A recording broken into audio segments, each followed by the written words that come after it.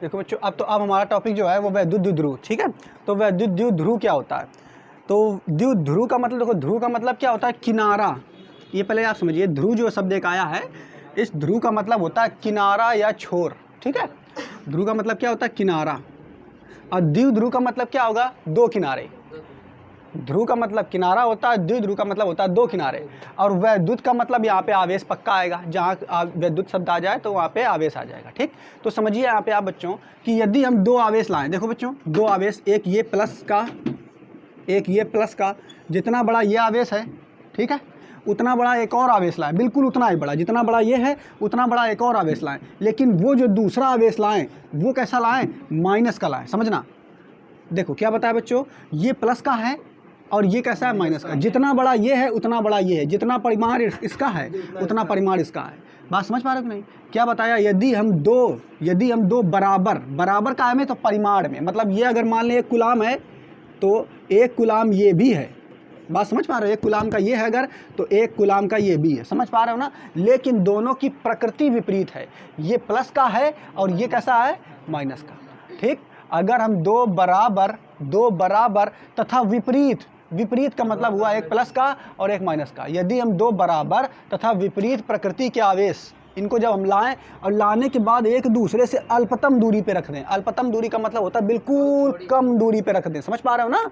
तो बिल्कुल कम दूरी पे जब रख देंगे, यहाँ पे दूरी बहुत ज़्यादा आपको दिखा रहे हैं लेकिन समझाने के लिए, लेकिन ये बिल्कुल कम दूरी पे होते हैं, अल्पतम दूरी पे, ठीक। तो ये अल्पतम दूरी जो है यहाँ पे हम मान लेते हैं, कुछ भी मान लो आप, ये दूरी होगी 2a, कितनी होगी?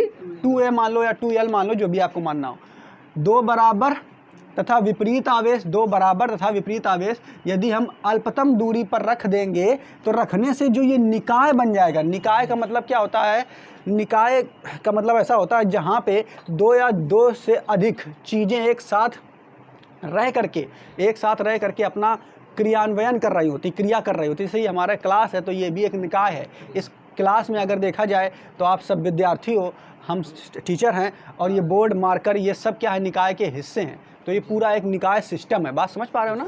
सिस्टम का मतलब कई चीज़ें एक साथ मिल करके कोई एक कार्य को अंजाम दे रहे होते हैं। यहाँ हम क्या कर रहे हैं? तो पढ़ाई कर रहे हैं, समझ पा रहे हो ना। और निकाय जो है ये पूरा हमारा जो कक्षा है ये क्या है? एक निकाय, समझ पा रहे हो। इसी तरीके से अगर हम दो बिंदु आवेशों को ऐसे दो बिंदु आवेश हैं जिनका परिमाण तो बराबर है परंतु प्रकृति अलग है। प्रकृति कैसी है? विपरीत है। प्रकृति कैसी है? विपरीत है। और ये दोनों एक दूसरे से अल्पतम दूरी पे रखे हों तो इस प्रकार जो ये निकाय बन रहा है, इसी को हम वैद्युत द्विध्रुव कहेंगे। अब इसके देखो दो किनारे हो गए, एक ये प्लस वाला किनारा, एक ये माइनस वाला किनारा, इसीलिए इसे द्विध्रुव कहा गया है। अब वैद्युत क्यों कहा गया है? क्योंकि इसके पास भी आवेश है और इसके पास भी आवेश है, दोनों बिंदुओं के पास आवेश है, इसलिए इसे हम कहेंगे वैद्युत। और द्विध्रुव क्यों कहेंगे? क्योंकि दोनों किनारे हैं ना अलग अलग।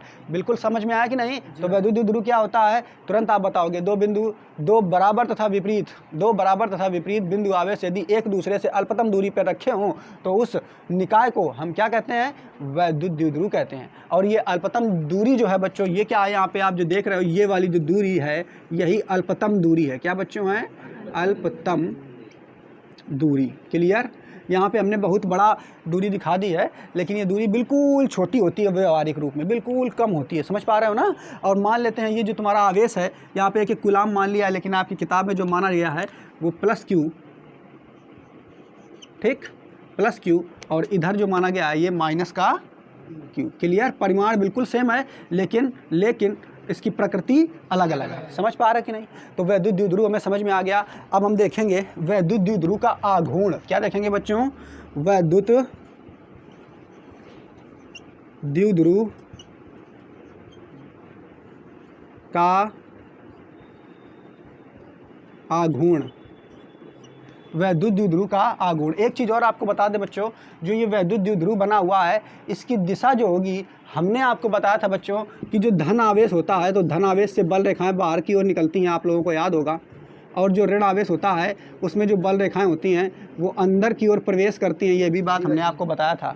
या ये बताया था कि धन आवेश से बल रेखाएं निकल करके ऋण आवेश में प्रवेश करती हैं। तो अगर आपसे कोई पूछेगा कि वैद्युत द्विध्रुव की इसकी दिशा क्या है तो आप तुरंत बता दोगे प्लस आवेश से माइनस आवेश की ओर वैद्युत द्विध्रुव की दिशा होती है, बता पाओगे कि नहीं। और इनके बीच की जो दूरी है वो आपको मालूम ही है बच्चों, इनके बीच की जो अल्पतम दूरी है वो कितनी है, 2a है। कितनी है बच्चों, 2a है। और इसकी दिशा प्लस आवेश से माइनस आवेश की ओर है। अब यहाँ पे एक चीज़ और है बच्चों कि यहाँ पे हमने 2a दूरी क्यों नहीं ली, हम केवल a दूरी ले लेते, तो ये भी तो प्रश्न बन सकता है कि नहीं। तो ये प्रश्न बनाने के लिए देखो बच्चों ऐसा होता है कि समझिए, इसको बता दें फिर द्विध्रुव आघूर्ण बताते हैं।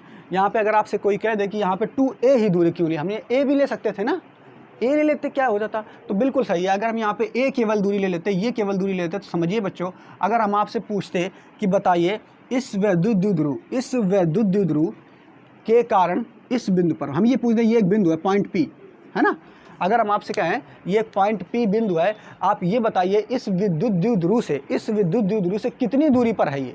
हम क्या कहते हैं बच्चों, इस विद्युत द्विध्रुव से कितनी दूरी पर है। तो तुम क्या करते, कुछ बच्चे तुम में से क्या करते, इसको यहाँ से नापते है ना, बताते भैया यह है यहाँ से 10 सेंटीमीटर। कुछ बच्चे क्या करते, इसको यहाँ से नापते, क्या नापते, यहाँ से प्लस वाले से यहाँ से नापते, तो बताते यहाँ से, बताते यहाँ पे 40 सेंटीमीटर, कितना 40।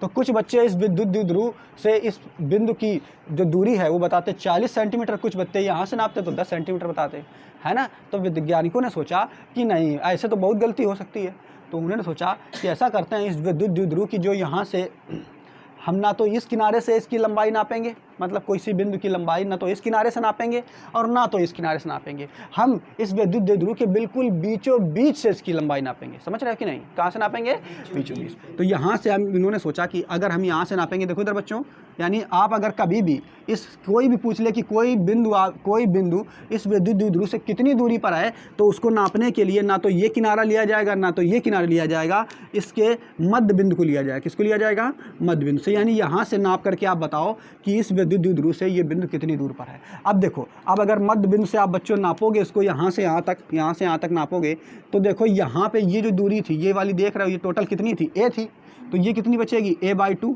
ये भी बचेगी a/2। बात समझ पा रहे हो ना।